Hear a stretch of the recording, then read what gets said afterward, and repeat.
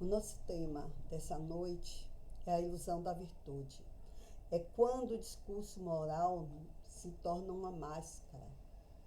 Ele ocorre, quando nós utilizamos esse discurso para, para mascarar nossos próprios interesses, nossa vaidade, a nossa insegurança. Então, quando a virtude se torna uma performance silenciosa, essa não é uma virtude, é uma propaganda falsa. Quando a ética deixa de ser o nosso guia eterno e passa a ser moldada para ser vista pelos outros, então ela se torna uma ferramenta de marketing pessoal. É a falsa virtude, fazer coisas boas pelos motivos errados, buscando mais a superioridade moral do que a bondade genuína. Isso é um fenômeno psicológico e social, conhecido como sinalização de virtude, que é um complexo de superioridade, a pessoa se acha superior. Então, é um discurso moral com uma aparência de bondade. É um discurso que é utilizado como máscara para que a pessoa possa encobrir o orgulho, o egoísmo, a falta de transformação íntima. Essa pessoa não se transformou. É uma postura que é descrita como hipocrisia. É um vício sutil que leva o indivíduo a parecer virtuoso em vez de ser realmente virtuoso. Ele só parece ser. Então, o espírito da verdade, ele alerta o homem que afeta a virtude e constrói uma estátua à sua própria virtude. Aquele homem que exalta a si mesmo, onde essa hipocrisia é vista como a homenagem que o vício presta à virtude. Então, quando o Espírito da Verdade ele diz que o homem que afeta a virtude e constrói uma estátua à sua própria virtude, o que significa afetar a virtude?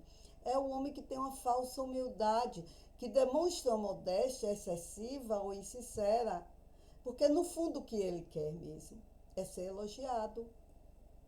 É aquele falso santo, falso moralista, que usa a moral como um escudo e usa a crítica como a arma. Ele observa mais os outros do que acolhe. Então é um hipócrita que julga as pessoas rigorosamente, ignorando assim as suas próprias falhas. Aí é quando Jesus diz que essas atitudes das pessoas assim são como sepulcros caiados, belos por fora, belos na aparência, mas cheios de podridão por dentro. São os vícios morais. Então, a pessoa nessa condição, ela utiliza o vocabulário moral como escudo. Mas o que ela quer mesmo é palco, é admiração, ocultando as pequenas atitudes desonestas e cruéis. Então, o filósofo Friedrich Nietzsche falava da hipocrisia moral, do uso da religião como máscara. Eu não sei pronunciar o nome dele, viu? O filósofo Albert Camus, que questionava a bondade, porque ele dizia que ela era baseada no medo do inferno. As pessoas, né, eram bondosas, faziam a caridade porque tinha medo do inferno ou porque estavam em busca de recompensa. E é isso que Jesus Cristo critica nos evangelhos, essa religiosidade exterior, religiosidade onde não existe a transformação interior. É a hipocrisia dos fariseus que ele tanto fala. A verdadeira integridade moral transcende as aparências públicas ou religiosas. Porque as verdadeiras intenções, elas estão lá ocultas, nas, são ações solitárias, não precisa estar em público. Já nos ambientes sociais, nós incentivamos as máscaras, aquelas máscaras de virtude. Mas o caráter autêntico, ele é testado quando não tem observadores. Isso prova que os valores reais não dependem de validação externa. Depende da convicção íntima. Agir com base em valores próprios. O verdadeiro caráter se revela nos pensamentos ocultos, nas intenções e nos momentos em que nós não estamos sendo observados. À medida que nós vamos desenvolvendo o senso de identidade sólido, essa necessidade de validação, validação das curtidas, validação de elogios, de aprovação alheia, vai diminuindo e vai sendo substituída por uma base interna de alto valor e convicções próprias. A gente deixa de necessitar de aprovação externa e vamos nos sentir segura, ao invés de querermos moldar comportamentos para agradar os outros. Porque caráter é aquilo que a gente faz quando não tem ninguém olhando. A verdadeira integridade, ela é demonstrada quando não há recompensa social. Ninguém está esperando uma recompensa. Ninguém também está com medo de ser punido. Ou quando não tem espectadores. É quando nós escolhemos fazer o que é certo, apenas porque é certo. Sem querer obter vantagens pessoais e mesmo muitas vezes tendo essa oportunidade de obter vantagem pessoal sem ser descoberto, não aceita. Provando que o caráter é moldado por valores internos e esses valores são inegociáveis, não tem negócio. Fumar, por exemplo, pode ser um vício, é um erro, um dano ao nosso corpo. Mas não é por si só uma medida de bondade ou de maldade. Da mesma forma que uma pessoa ir à missa todos os domingos, isso pode ser, sim, sinal de uma fé sincera, mas também pode ser apenas um ritual social. Eu vou por ir, porque eu tenho que cumprir perante a sociedade esse ritual. É uma máscara, na verdade. E virtude não é performance. É uma disposição interior. É um hábito moral cultivado no silêncio, no nosso interior. Não é um espetáculo para validação externa. Não busca aplausos. Não busca likes. Não busca reconhecimentos. Ela foca apenas no caráter e na retidão das ações. É isso que é a virtude. E vício não é nossa identidade. O vício é um comportamento ou uma doença. O vício não define o ser humano, não define o caráter de ninguém. Os rótulos sociais como viciado, drogado, alcoólatra, muitas vezes agem como estigmas, aprisiona as pessoas em identidades falsas e vai dificultar a recuperação desse ser. Então, errar por desequilíbrio e por falta de moderação é realmente uma característica que é inerente à experiência humana, é inerente a todos nós, faz parte da nossa experiência e pode acontecer com qualquer pessoa, independente da sua índole, do seu caráter. Né? Pode acontecer com qualquer um de nós, mas nós precisamos despertar a nossa consciência, conhecer o próprio erro, despertar e corrigir essa falha e começarmos a acertar mais, porque o erro não define a nossa personalidade, não define que ninguém é bom ou ruim. É a forma como nós reagimos a ele. temos que assumir essa responsabilidade que é nossa. Temos que aprender, construir e demonstrar o nosso caráter. Vivemos em um mundo acelerado, muitas vezes agimos sob estresse, cansaços, com descarga, sobrecarga emocional, desequilíbrios, que nos leva a várias falhas de julgamentos, a várias reações, muitas vezes exageradas. Então, a gente reconhecer que o erro é parte de nossa trajetória nos ajuda a exercitarmos a humildade e a tolerância, tanto para com os outros quanto para conosco mesmo. Porque a gente falhar em algum momento,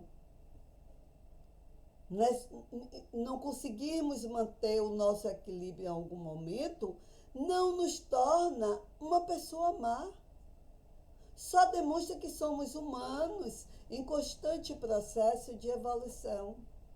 E a chave é reconhecermos o erro, é buscarmos o equilíbrio com paciência, com autocompaixão. As falhas, elas evidenciam as áreas onde os nossos limites foram ultrapassados.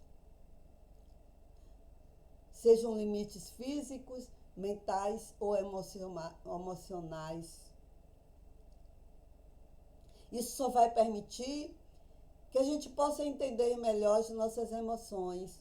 Emoções como raiva, medo. Mas nem por isso nós temos que dar um selo de ruim para alguém que teve alguma falha. Não podemos dar esse atestado de incapacidade, porque o erro é uma informação valiosa para todos nós, é um dado que vai indicar a necessidade de mudarmos a abordagem, de ajustarmos a estratégia e de melhorarmos as nossas habilidades. Então, criar rótulos como sucesso, fracasso, criminoso, só permite que a sociedade categorize pessoas para facilitar a interação social. Mas essa sociedade cria esses rótulos, mas ignora certas nuances, ignora as histórias, ignora os comportamentos reais do indivíduo. Porque quando a gente rotula, a gente reduz o indivíduo a uma única característica. Você é um fracassado. Reduziu a ele a isso. Ele fica aprisionado nessa característica. Né? E ele se priva de sua personalidade completa. Isso a gente está impedindo esse ser de mudar. Vai gerar bullying, distanciamentos, divisões sociais. As pessoas são hostilizadas, discriminadas. Porque a pessoa ser rotulada, ela pode internalizar essa verdade, entre aspas, acreditando que a sua essência é imutável. Se eu sou assim, não tem por que lutar contra algo que faz parte da minha natureza. É assim que a pessoa reage. Nós somos muito mais do que a aparência nossa. Somos muito mais do que o cargo que ocupamos. Somos muito mais do que a opinião alheia. E precisamos ter maturidade emocional, ter empatia, para nós enxergarmos além das etiquetas, para evitarmos a desumanização. Então, a gente precisa interpretar toda a sociedade, as ações futuras da pessoa, de uma forma, né, que observe todos os nuances, que não ignore os esforços de melhora para desse ser. Quando a gente vai substituir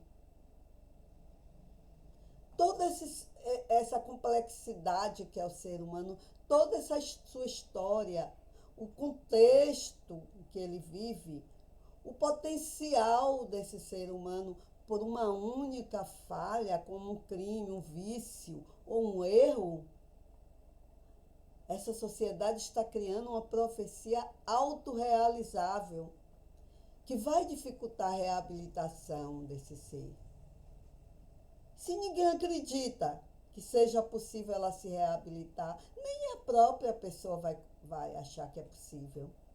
Então, segundo a teoria de Piaget, o desequilíbrio ele é essencial para o nosso aprendizado, porque ele força o indivíduo a se adaptar, criando novas formas de pensar, de agir, para poder alcançar um novo estado de equilíbrio mais maduro, estruturado. Então, é preciso que a gente analise com autocompaixão os nossos erros. Porque são degraus para que a gente crie uma versão melhor de nós mesmos, mais equilibrada. E aí se dá a transformação, que é quando a gente deixa de se culpar e culpar os outros e passamos a adotar uma mentalidade de crescimento, transformando o eu errei em eu aprendi a não fazer dessa forma. Esse erro me deu a condição de aprender a não fazer mais daquela forma, porque eu vi que é errado. Eu aprendi com o meu erro. Então, é entender o desequilíbrio como parte de nosso processo de aprendizado. Porque aí a gente vai conseguir tomar medidas proativas, vamos buscar apoio, vamos estabelecer novas prioridades, vamos agir com inteligência emocional no futuro. E precisamos filtrar a nossa fala para não ferir o outro. É essencial que termos equilíbrio e moderação na nossa convivência com o outro. Respeito. O respeito é inegociável. Ser sincero. Ter empatia, respeito. Enquanto que aquele que age com agressividade, querendo intimidar, agressividade e intimidação não define personalidade. É um possível desequilíbrio. Então, o respeito verdadeiro, genuíno, a gente constrói com caráter, com empatia, com essa capacidade de não ferir, mesmo quando não tem ninguém nos olhando.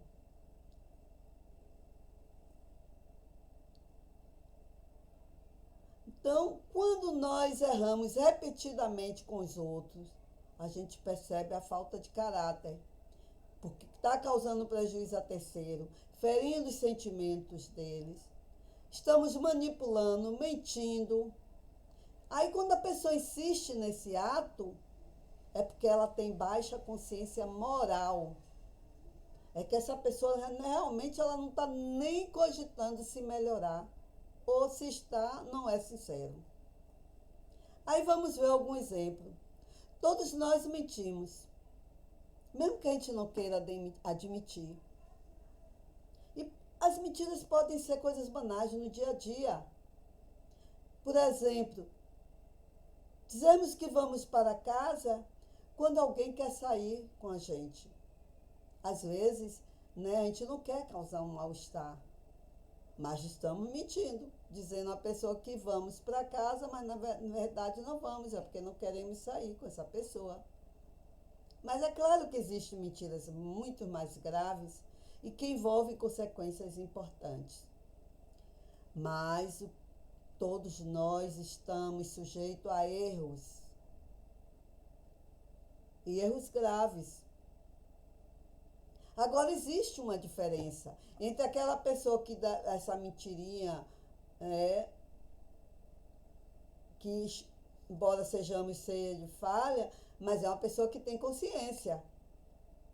É diferente de uma pessoa que, cuja pessoa tem falta de caráter, porque ela repete sempre, ela não corrige o seu ato. Mesmo que ela tenha passado por situações delicadas, com algumas mentiras anteriores. Aí uma, duas, três mentiras, vai lá, ainda são aceitáveis. Mas se você é um mentiroso frequente, isso está mostrando sérios sinais de falta de caráter. A traição não é um tópico moralista. A traição ela é entendida como falta de caráter.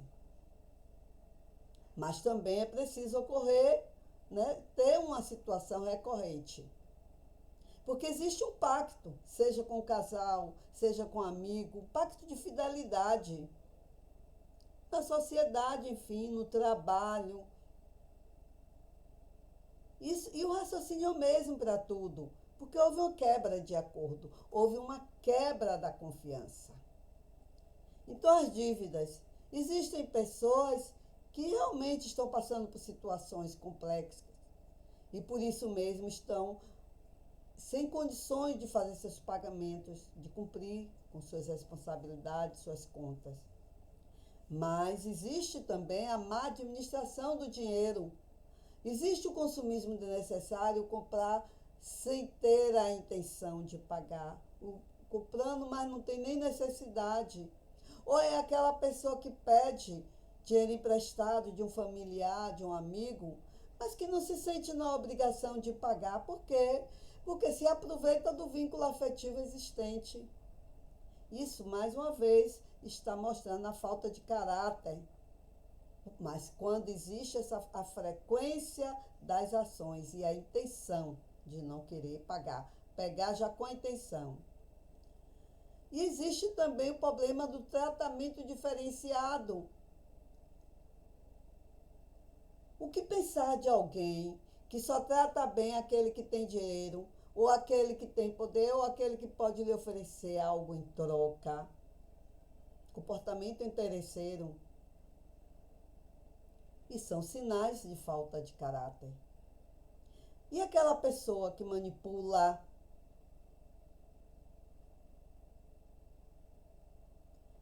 porque é diferente a gente tentar convencer a uma pessoa a fazer algo de uma maneira diferente. É diferente da gente manipular as pessoas. Querer que as pessoas façam coisas que, se elas estivessem em plena consciência de seus atos, talvez não fizessem. É um comportamento egoísta. Tira o direito de escolha do outro e mostra falta ou total ausência de consideração pelo outro. Então, a falta de palavra também pode caminhar próximo à mentira e à manipulação. A gente combina algo com alguém, assume compromisso. Então, cada um que assume um compromisso espera o quê? Que esse compromisso seja cumprido. Então, quando a pessoa não cumpre, uma palavra é quebrada com frequência, aí vem a frequência, aí oferece sérios riscos de falta de caráter. A pessoa que não assume suas responsabilidades, que a quem assume dá sinal de maturidade, mas aquele que não assume dá sinal de falta de caráter.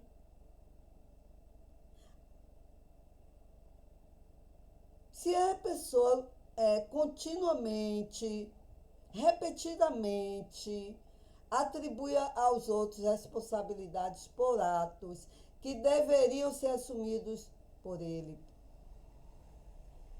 principalmente no que se refere às quebras de regras e leis que elas infringem com frequência. Então, qual é o nosso juiz? O nosso verdadeiro juiz é a nossa consciência. E para a gente poder se transformar verdadeiramente, temos que ter coragem. Coragem para enfrentarmos os nossos próprios pensamentos, as nossas intenções ocultas, desmascarando o orgulho. A gente ficar observando a vida alheia, né, não visa compreender ou acolher aquela pessoa. visa a pessoa encontrar erros para poder apontar. Então, a crítica é usada de forma destrutiva, é usada para ferir, para diminuir, para controlar os outros. Então, o auto-engano relacionado a essas máscaras morais, as personas, é um fenômeno onde o indivíduo adota comportamentos virtuosos apenas para manter a aparência social, acabando por acreditar até que ele é virtuoso de verdade, quando é só na aparência. É uma falsa virtude que está buscando se exibir, porque a verdadeira virtude ela não precisa se anunciar, ela é modesta. A verdadeira bondade ela não busca reconhecimento, não quer plateia ou aplausos. Se trata de uma escolha silenciosa do cotidiano, nosso dia a dia, e é quase sempre invisível. Porque quando a bondade busca aplausos, quando a gente faz alguma coisa em busca de aplausos, isso é vaidade. Quando a gente quer reconhecimento, estamos querendo uma troca. Segundo Joana de Ângeles, quando o gesto bondoso é realizado com o princípio com o principal objetivo de ser visto, de ser admirado ou elogiado pelos outros, esse gesto já perdeu a essência desinteressada. Ele se torna apenas uma ferramenta de vaidade. Ele é um alimento para o ego. Porque o que está lá, a raiz da ilusão dessa virtude é o orgulho e o egoísmo. A ilusão da virtude, a raiz é o orgulho e o egoísmo. Isso leva a que a pessoa se considere superior e ignore a necessidade de humildade, de amor ao próximo. Então, o que a doutrina espírita define como verdadeiro espírita? Ou seja, o verdadeiro cristão? Ele se reconhece não pelo seu discurso, mas pela sua transformação moral, pelos esforços que ele faz para domar suas más inclinações. E aqui eu encerro minha fala. Quem tiver alguma colocação ou quiser acrescentar mais alguma coisa ao conteúdo, esteja às ordens.